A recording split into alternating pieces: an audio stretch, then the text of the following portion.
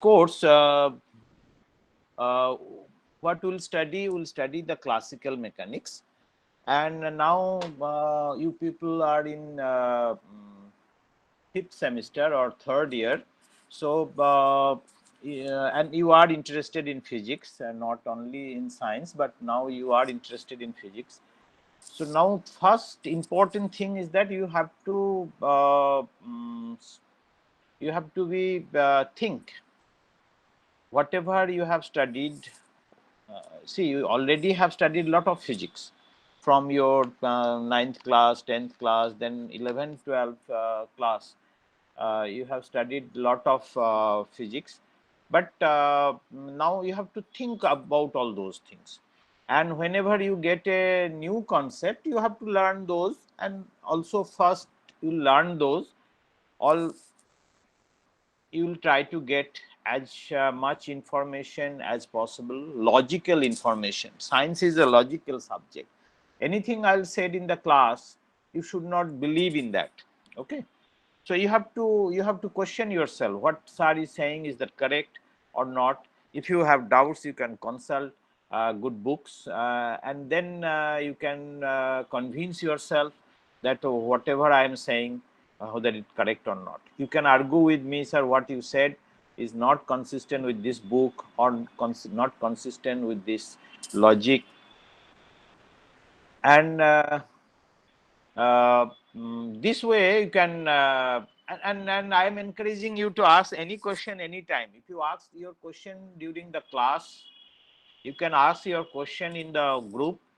And still, if you think that you are not convinced, you are not able to understand, so you should continue asking question, and should not think that who will mind. See, questions are not stupid. If it is coming in your mind, without any fear, just ask the question to teacher, to your friends, or wherever you think of that you can get an answer. You ask this question. So don't feel shy. The first thing you should learn: don't feel shy in asking question. It may happen sometimes. If it is question is too simple, or question I have already explained, I may get angry, but don't bother about it. At the end, I'll not be my job is not to getting angry with you, but my job is to convey what I know in this subject to you. So don't think sir will get angry, or sir will scold me in the class in front of others. So don't think like that. And generally I try to avoid, but we are human beings. Sometimes it may happen that I get angry, and but don't not only me, any other teachers also don't think that I should not ask this question, kind of thing. So you should always ask the question. So we'll start something. And now my suggestion: you have chosen a career in physics, and physics is a subject, logical subject. Everything should be logical. Common sense should be consistent with that. So you try to understand from your viewpoint why this should be happening, why this, try to correlate with as many things as possible. Okay, so this question, this class deals with the classical mechanics of particles. So basically, classical mechanics. Okay, before that, let me give you the structure of physics, which I discussed with at the beginning of all classes. So if I draw a reference frame, coordinate axis, let me see my pen. Okay, so I should take a,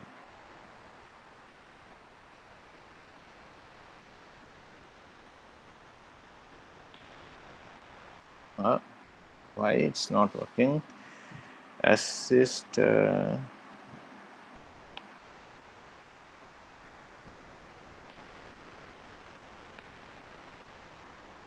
Oh no, this is bigger one. So let me take a surfer one. Okay. This is fine. Okay. Okay. So, for example, if I draw a coordinate axis, say like this, and say this x-axis is like our say velocity of particle from small to large. So this is velocity. And then if I have this y-axis is size of the system.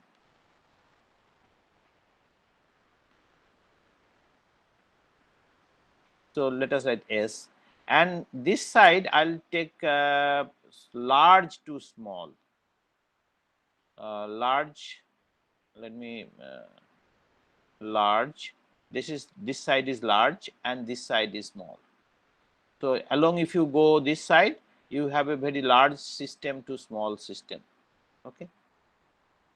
Then what I'll get, this region. This region is classical physics. Your velocity is small, your system is large. Large means macroscopic.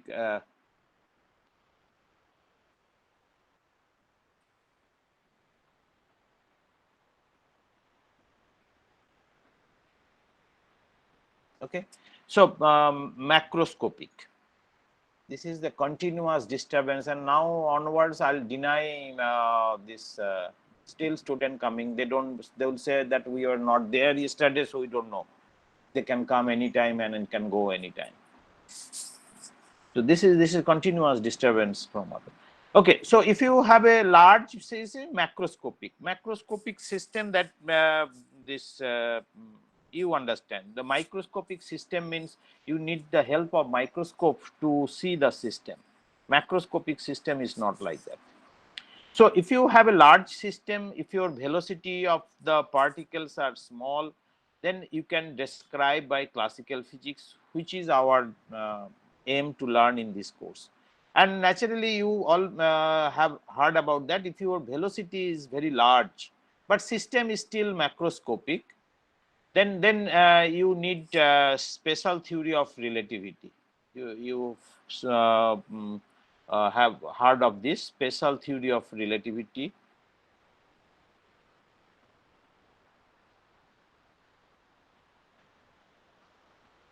Okay, so you need your Newton's law. Newton's second law, for example, is not valid if you go to a system where particles moving very fast. So fast, slow is a relative. Fast means velocity is large. Large velocity means compared to velocity of light or speed of light. Okay, that we know that this is the ultimate velocity c, which is 3 into 10 to the power 3 is 10 to the power 5, right, kilometer per second. Okay, so this velocity of light is the in vacuum is the ultimate velocity, and suppose you have some electron is moving with say 1/10 of c, then it is very large velocity. Even if it is moving of 1/20th of c, then it is also very large velocity. So when I say large velocity means in compared to the velocity of light, then you need a special theory of relativity. Your Newton's law of motion is not valid. You need a correction to uh, Newton's laws of motion to have a to describe particle with phase rise. On the other hand, if I go in this direction, I'll keep my velocity slow, but I'm going from macroscopic system to microscopic system. This side is microscopic, small system of particles which we cannot see in our naked eye. system of particles, system which we can only observe under microscope. So that is called microscopic, atomic, nuclear. Those are microscopic system. Okay. So you get an idea that what is macroscopic and microscopic. So then you need something which you will also learn in this semester. Special theory of relativity also you learn in your undergraduate, or you have learned something. But I think in the 6th semester, the modern physics course you can learn, and I don't know where else you have.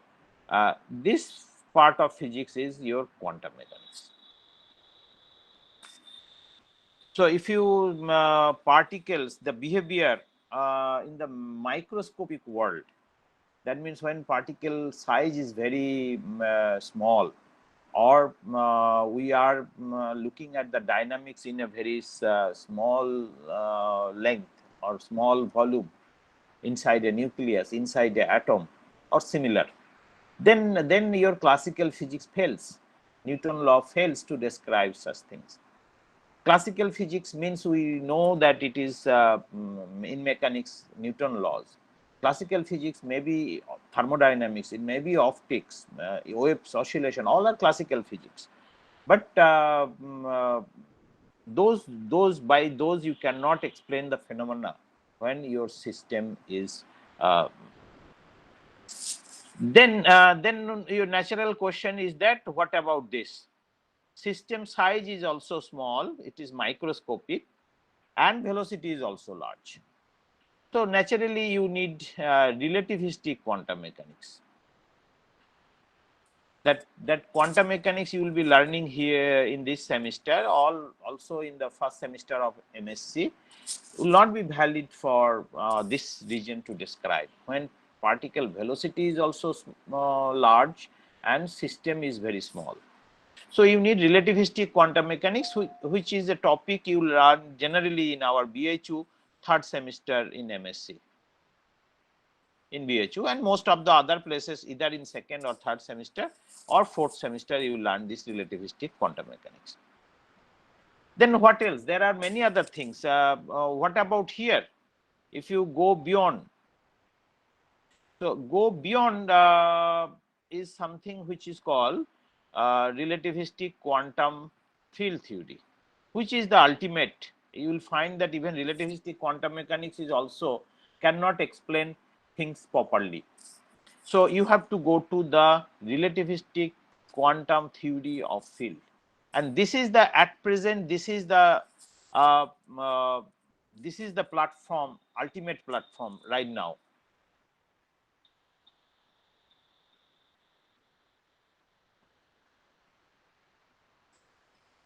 Right now, this is the ultimate. So any theoretical physics, any concept of theoretical, ultimately, if you want to have the deep understanding, you have to go to this here, relativistic quantum. Now, another question is that we know that everything is three-dimensional, right? So, what about if you have no? Let me take a black. If you have a axis in this direction, any physics we can have? Yeah, of course you can have.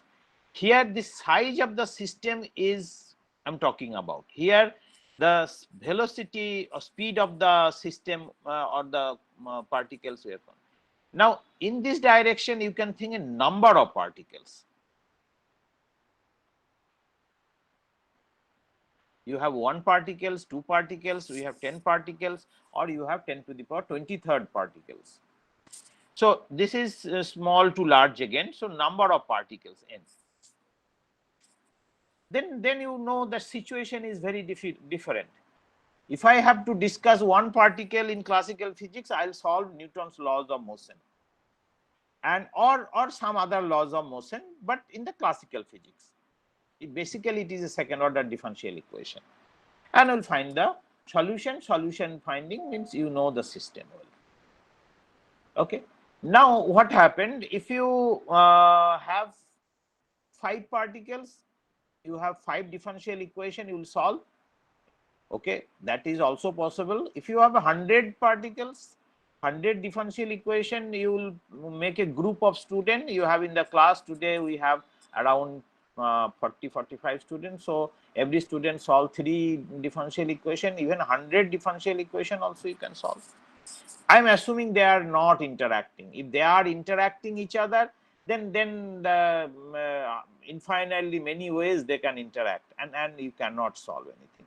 But anyway, computer can solve. In the second order differential equation, you have computers, they can solve. This supercomputers, they can solve. You can find a solution. But now think of that. Okay, large means I'm thinking of that you have 10 to the power 23 particles.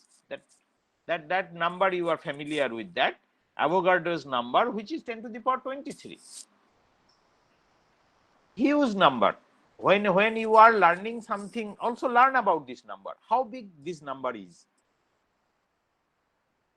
You have to understand how big this number is. Find some way to realize this number. Okay, I leave this is for exercise for you. Next class, you tell me how you can understand this number. It's extremely difficult to imagine this number, difficult to understand this number. For example, if I think of that, how much money India has. So if I have a money, India, see, it can be, okay, crore of crores. So suppose, so 10 to the power 7 plus 7, 14. I am taking another 10 times. So Indian money is 10 to the power 15. Total money of the India. Now you have think of how many people are there. Uh, is assuming that every Indian has, if you this okay, put one more if you want, 100 crore. Every people has on the average 1 crore rupees in India. It will be 10 to the power 16 only. Still 10 to the power 7 digit below. Or any other way, try to think of this number. And now, since you are interested in physics, when I write 10 to the power 23, you should try to imagine this number, how big this number is. Okay, so this side is when you have the number of particles is very large, then whatever description I have uh, uh, will not be valid. It is impossible to handle, and you need a new mechanism, new laws of physics you have to develop to tackle this kind of number, or very system with very large number of particles. Okay, and that field is called statistical mechanics.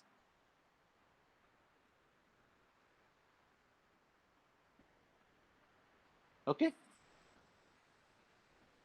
so this is statistical mechanics. Now you can in this axis, this is a vertical axis, so you can have a classical statistical mechanics, you can have quantum statistical mechanics, you can have a relativistic statistical with the relativistic ideas, you can have statistical field theory, statistical quantum field theory. All these branches also you can have for many particles. So this is the whole structure, of this physics. If you are interested to take a career in physics, this is the understanding you have. So the courses of classical physics, courses of quantum physics, courses in statistical mechanics, courses courses in electromagnetic, these are very important. And mathematical, of course, is the stool. You have to understand, otherwise you will not. So if you are interested in learning physics, then you have to pay extra attention to the courses in classical physics, quantum mechanics, quantum physics, statistical mechanics, electromagnetic theory. These are the 4 fundamental basic theory you have to be. And now onwards, you may not learn everything. Nobody can learn everything, but whatever you should learn, you should have a command on that. So that way you try to understand. So let me go to the next page now. Okay. So see, in classical physics, for this time being, my job is to teach you something on classical physics. And the what are the ideas, how one can solve problems, or what are the. So classical physics you know already.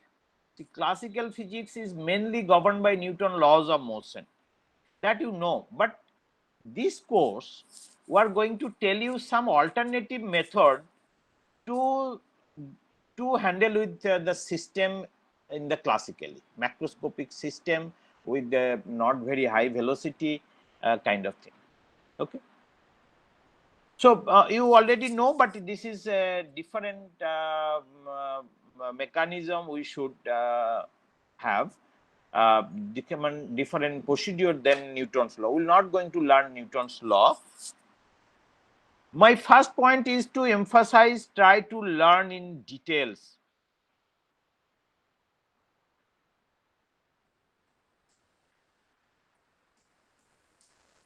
Everything which we already know.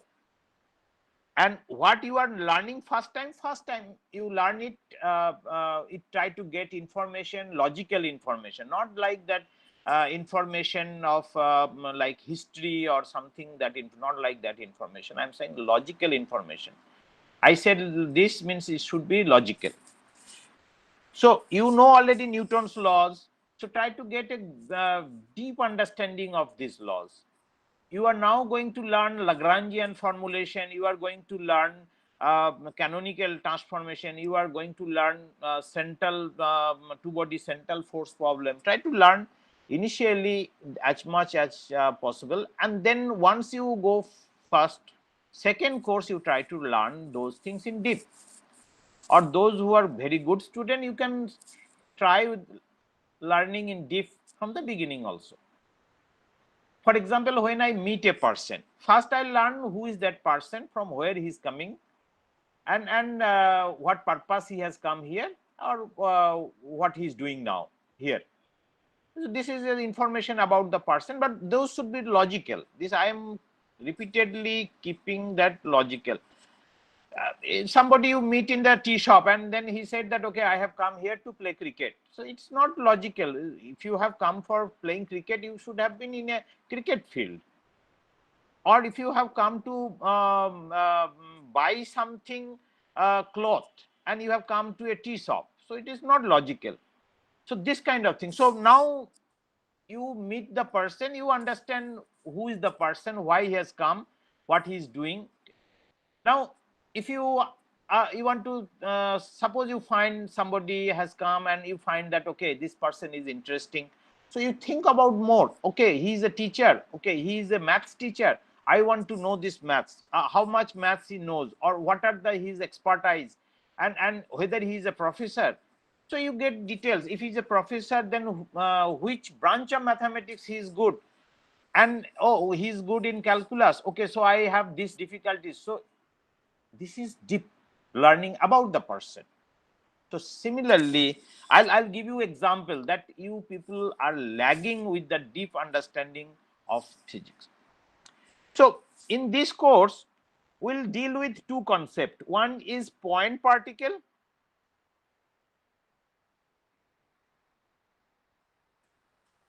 another is rigid body. These two concepts first we should learn, and your course is mainly for this. This is the topic for your course. Of course, classical mechanics of rigid body is there, but that details will not learn. This is the first course in classical mechanics. You can have another course in classical mechanics later. If you study in BHU, you may not have a classical mechanics course. In MSc, we don't have. But if you go to any IITs, you will have a classical mechanics course there too. Okay. Okay. So now first thing is that point particle. What is a point particle? So let me ask you, some of you can answer. If you have a answer, anybody can unmute and tell us what is a point particle. Sir. Sir. Hello, I cannot hear you Okay. properly. Can you hear me now? Yeah, very low. Can you speak a little bit Just louder? wait a minute. Hello. Huh, Okay, tell me. fine. Sir, a point particle is is a is a part it's a object which has a mass concentrate in its center, or like Concentrate in. concentrated in its center, or in a point, and it's very far, so we can distinguish between its volume and position. So we can tell that that point particle is a particle which just have a position and a mass concentrated within it. So, I don't like this definition because there are many things where I have doubt. For example, you said that mass is concentrated on a point. Point means what? Point. So I am asking about the point particle. You are using a point. First Okay, lesson you should know it's a point anything. which has no. Just you have said now Okay. you just keep quiet. So Okay, sir. anything, any definition you are giving, those words and phrase you cannot use in your definition. For example, point particle I am defining, I cannot use point word without defining. Now point, you have to define. Point is something which does not have any extension, no length, no breadth, no width, and such thing does not exist. So point itself, the point concept itself is ambiguous. I don't know. I have no idea about a point. If it is a definition is something which has no breadth, no width, no height, then we cannot imagine. Nobody can imagine. You cannot have a single example which has no breadth, no length, no height. Okay, so this is not the correct thing. You have lot of ambiguity. Mass has to be then point. Okay, so for example, if I consider that proton can be a point particle, proton and earth, I'm saying the earth, I'm giving two examples. Is it a point particle? Is it a point particle? Anybody else can answer? Yes, sir. I want to answer. Huh. Sir, Same person should not answer, other person, yeah. both can be a point particle. It Yeah, only but depends on. I'm somehow just wait. I'm getting very low voice. Why? Tell me. Sir, both can be a point particle, but it depends on the frame or in which respect we are seeing the particle. Who you are speaking? Shruti. Shruti. So you are saying both can be point particle, but depending on what? Which respect we are, like in front of the earth, a proton can be a point particle, but in our solar system we can assume earth to be a point particle. So proton, when you said proton can be a point particle? If we are considering the frame of like in our macroscopic frame, then proton can be a point particle, but if we are considering the solar system, then earth can also be a point particle. Okay, so you are saying that point particle actually is a relative uh, concept, right? That is Yes, fine, sir. but you have to be little bit more definition. When you give a definition, you have to be little bit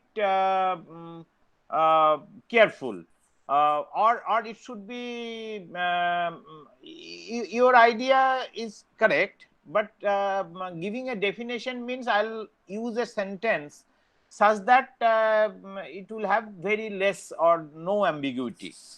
Okay, what I said is that give an example, earth and proton. So I'm saying that even proton cannot be considered as a point particle when I discuss the motion dynamics inside a nucleus.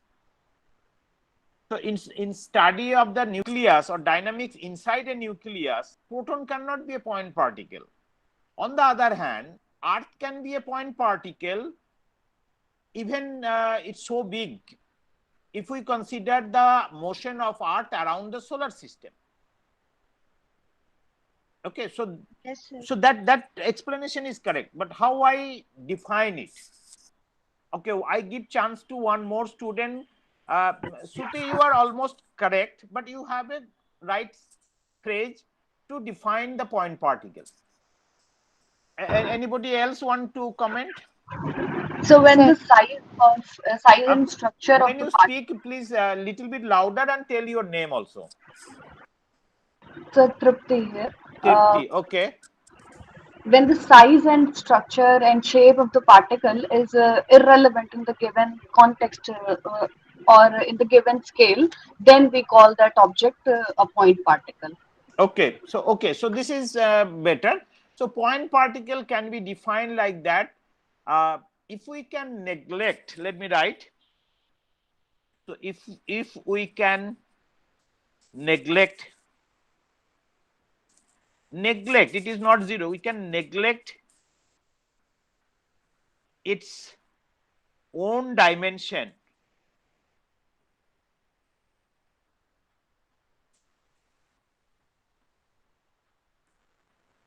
In describing, if we can neglect its own dimension in describing the motion or describing the dynamics of the system. The system means particle or dynamic of the particle.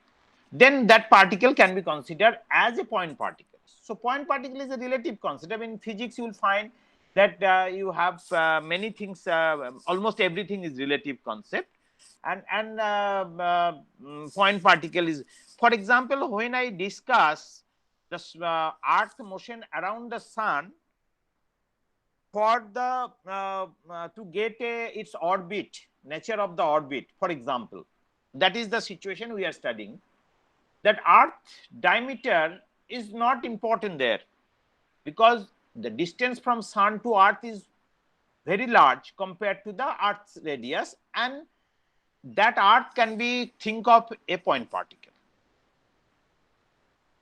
Okay, similarly, when nucleus is 10 to the power minus 13 order, and the diameter of the proton, nuclear dimension and proton dimension, if you compare, they are not negligible.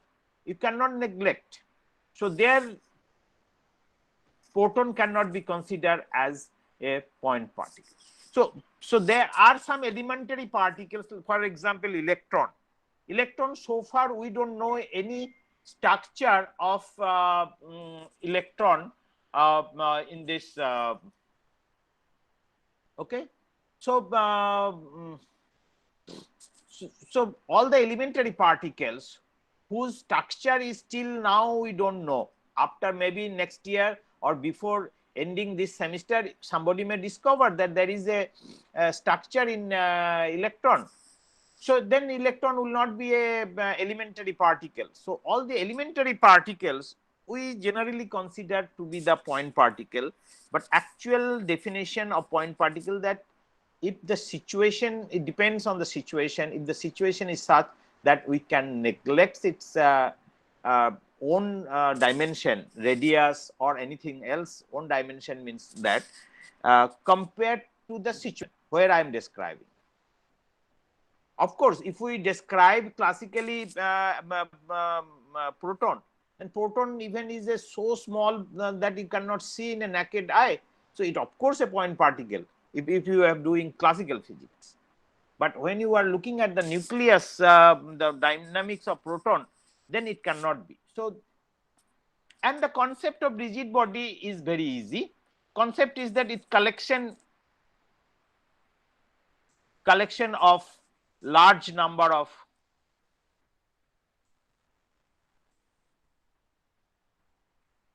point particles. So henceforth, we will not be talking about point particle. We will only say particle. So whenever we will say particle, it is implied that it is point particle. Okay. Okay. So in this whole course, rigid body we don't have. Of course, we'll time to time we'll consider rigid body, but in the whole course is on the point particle. So we'll have only the concept of particle here. Okay. Now regarding your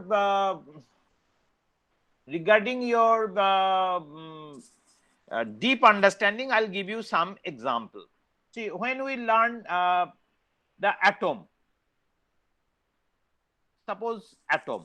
So the general classroom says that okay, you have something, some charge in a small place, and an electron moves around it. So nucleus, which is positively charged and concentrated in a place, and some negatively charged particle, which is electron, they move around. But if you deep thinking that about this little bit more, this atom concept of atom, I think you have already thought deeply. So this is concentrated in a smaller position, but how the relative size? Have you ever realized the relative size? Okay, relative size, what I mean to say, suppose I have this nucleus, I scale it to like a table tennis ping pong ball. Suppose it is like this nucleus is a ball, table tennis ball. Then where is the electron? So electron, and this ball is suppose kept in the physics department in the classroom, the table. So that is if your nucleus.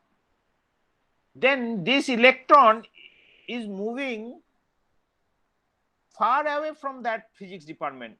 In principle, actually, approximately, it is moving in an orbit which is passing through Lanka, at least a 1 kilometer or 1.5 kilometer away from that.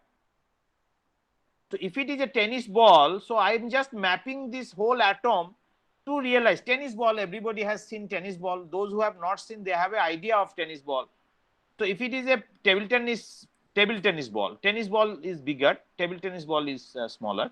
So if it is like a table tennis ball, this nucleus, then electron is moving at least a kilometer or far away from it and moving, making a orbit.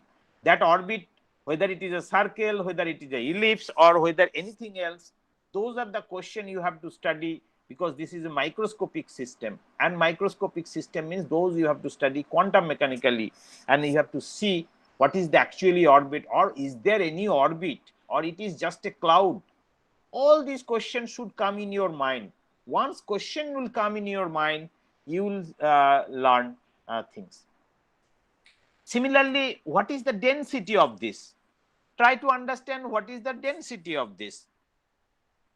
So in nucleus, dimension is 10 to the power minus 13 or 15 meter. So one meter cube. So its volume will be 10 to the power minus 45 approximately meter cube, and that meter cube will have, suppose it is the hydrogen atom, one proton and only one proton. So mass of a proton, 10 to the power, mass of a proton is how much? 31 or 30 kg, right? I don't know, 31 kg minus or 30 kg. 27 kg. 10 to the power minus 27 kg. Kg or gram you are saying? Kg. kg. Say 27 kg, I think. Electron's okay, mass is maybe minus electron 31. and proton. Anyhow, so that doesn't matter. So this volume has this mass. So density will be order of 10 to the power 15. If it is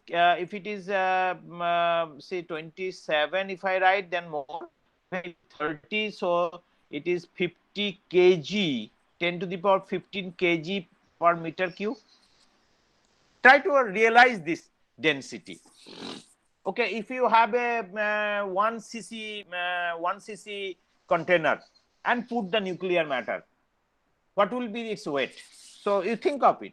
So 1 cc, see this is meter cube I wrote. So 1 cc box you take and try to understand. I put that box in a nuclear matter and what will happen. So these are the things. For example, another example is that you all have studied Newton's law.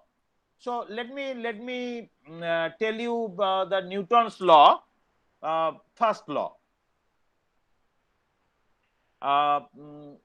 Let me take the exact book definition, so such that I can convince you that where you people are lagging in the definition. So let me write first. Everybody, I'm from some book, continues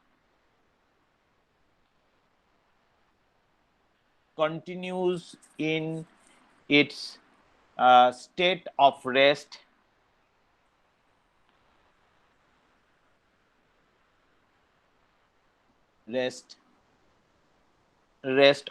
or state of rest or uniform motion in straight line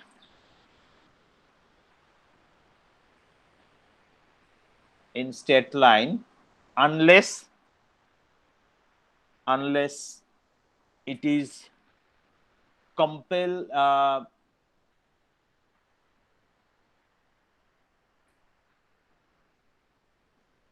no PELLED, unless it is compelled by external force.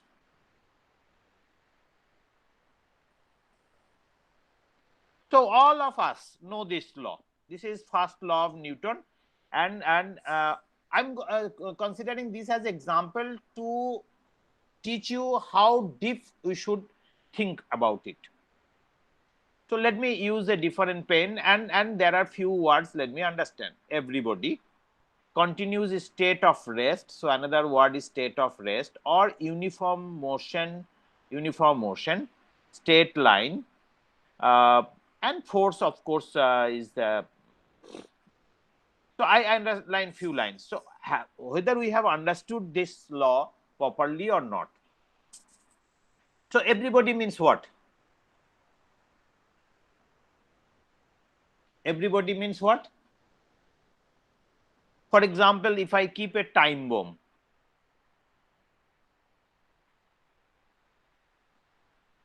can a time bomb be everybody? And if it is everybody, of course, time bomb is everybody. Everybody means everybody. So time bomb is also everybody, but it will not follow this. So this will violate Newton's law, because after some times this bomb will burst, and it will not have neither state of rest, not a uniform motion, or neither it will go in a straight line, but there is no external force.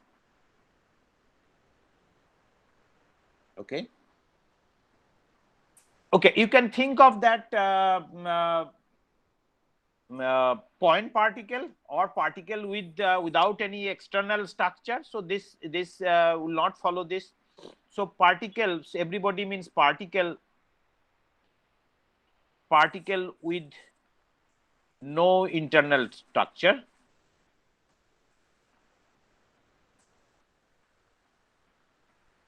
Okay, so after a lot of thinking, I can come to the, okay, particle which does not have, bomb cannot like this. Bomb has some structure, it has chemicals, it has internal structure. So bomb is not full. So you said that, okay, neutrons actually mean, everybody means no internal structure. Okay, electron is a particle, elementary particle. Electron is elementary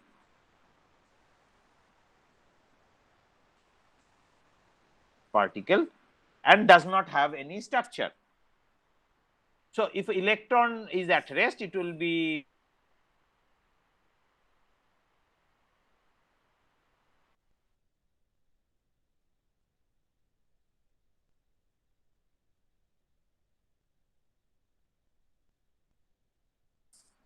we will learn in quantum mechanics something called Heisenberg uncertainty principle. I am not going to that. Even in the classical, electron has some charge. Electron Excuse me, has sir. huh. Sir, your connection was lost for the last few seconds, I guess. Now Yes, it sir. is there. Yes, sir. Now it is there. Okay, so let me repeat.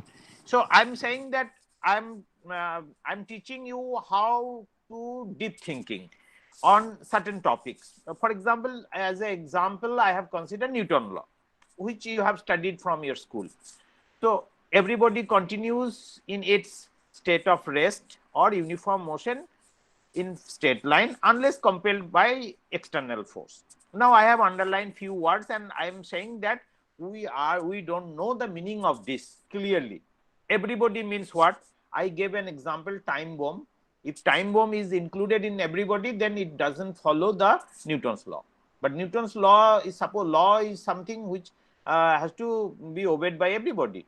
There is a rules and laws in the Department of Physics, and all students, teachers, staff are supposed to follow it. So the time bomb does not there. Okay, then after some argument, some deep thinking, you can come with another solution. Okay, if you have particle with no internal structure, that kind of point particle has no internal structure when you consider, then that also I'm going to argue that also will not fit in everybody. How? Suppose electron. So far we know that electron has no structure. So far electron has no structure. It is not discovered experimentally. Proton has structure. You all know that proton has 3 quarks. But electron does not have structure. So electron can be a point particle and electron should obey this law. But now I'm going to say that electron has charge. Okay. So I'm sorry, this line I don't want. Okay. So electron has charge. So that means it will create some field. Field is created by charge. Electron himself also will feel feel that field. Self force acting on the electron also. So there will be a electron also radiate. There will be a radiation reaction. So let me write the correct word. Radiation reaction. So even there is no external force, that will be a radiation reaction on electron, and electron is not supposed to follow this. So what will be the everybody? So that we don't know. Now state of rest. Another question. I have a few minutes. I'll stop exactly on 12. So state of rest. This is of course a very relative concept. Of course, you know this point. I think you people has thought little bit, and this gives the idea that inertial frame. So state of rest, if you think of it, it will give the concept of inertial frame.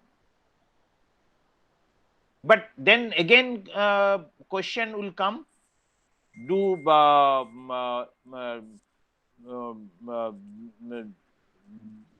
such things as exist? Is there any inertial frame? Try to give an example. Inertial frame. And then another question, important question, is, of course, it is little bit philosophical, that why this law has a preference over inertial frame. Okay, so this I think you have thought, but why then certain law will have a preference to inertial frame? Laws should be such that unbiased, right? When government makes some rules, laws, it should be equally good for everybody, equally bad for everybody. But it should not be good for certain people, bad for certain other people. So then it is not a rule.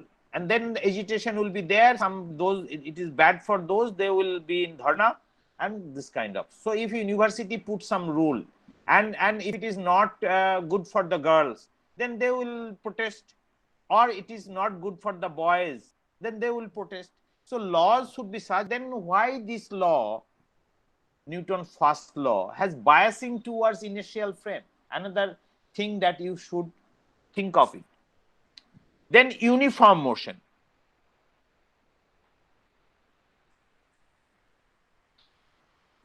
Okay, so uniform motion, how you define uniform motion?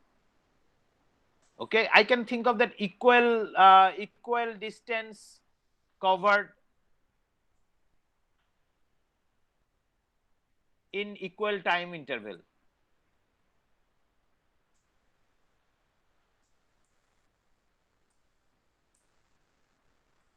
But what is equal time interval?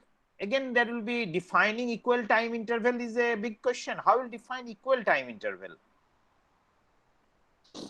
Regarding this, I remember that how the concept of time interval comes.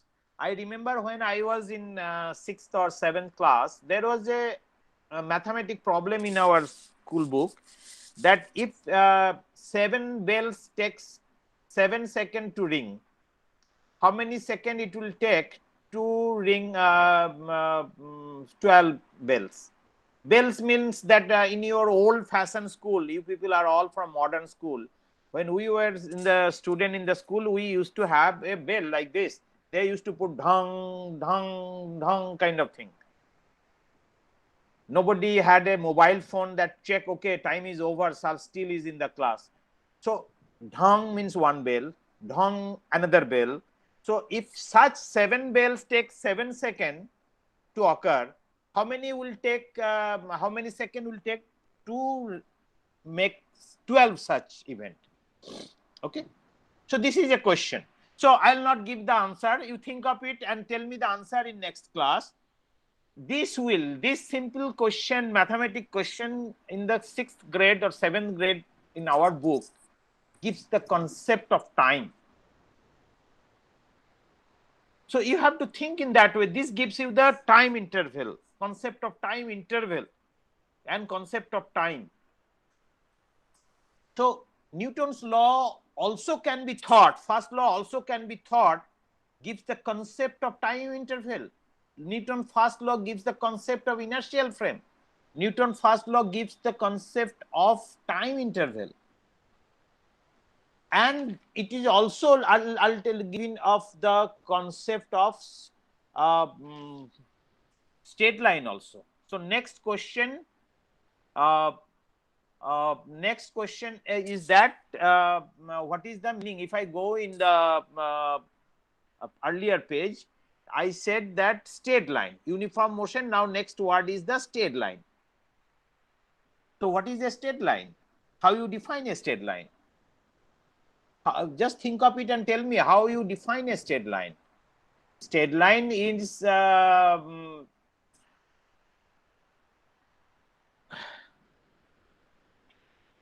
if we go from 1 to 1 in a minimum time, then it is a straight line. Then depending on the speed, etc. will come in the picture. But even if you think of that, something can, somebody's speed is always constant. For example, the speed of light in vacuum is always constant. If you deep thinking, then it may change this statement. But okay, at this time, assume that then you can have, okay, straight line means okay. Straight line means how I define straight line. Okay, in the equal interval. Okay, so it in shortest time, it so it can go from one point to another point. The light in one point to another point in many ways, but the shortest time it will take, that path will be the straight line. So you have to put something on this. Okay, so maybe this is the time. So you can think of the Newton's first law as giving the concept of definition of straight line also. So when you think, my conclusion with Newton's law is that you have to think which are physics, whatever physics you have learned in depth. You have many time, you are traveling in a bus, you are traveling in a plane, you have a lot of time. You can think of it, those physics you know. So those will give you deep thinking. So we need deep thinking. But next class, I'll start the courses directly, that what we have to learn in, and will go. But in this course, when you get a new topic, you may not, in the first reading, you may not think in deeply. Like meeting a person, ask him what is his name, where from he's coming, what is his profession, he's a teacher, he's a player, or he's a anybody else. And then try to learn, oh, he's a teacher, then try to learn deep about him, in which teacher, which field, mathematics, in mathematics, whether it is calculus or it is algebra or kind of thing. Okay, so next class I need to feedback. I asked a lot of questions. Dixit, you wrote the answer which is incorrect. I'll tell you the I'll discuss in next class. And I need your feedback. If I write like this, then whether it is good to follow or not. So I'll stop recording now. Oh, how to do that? Stop recording. Okay. Yeah.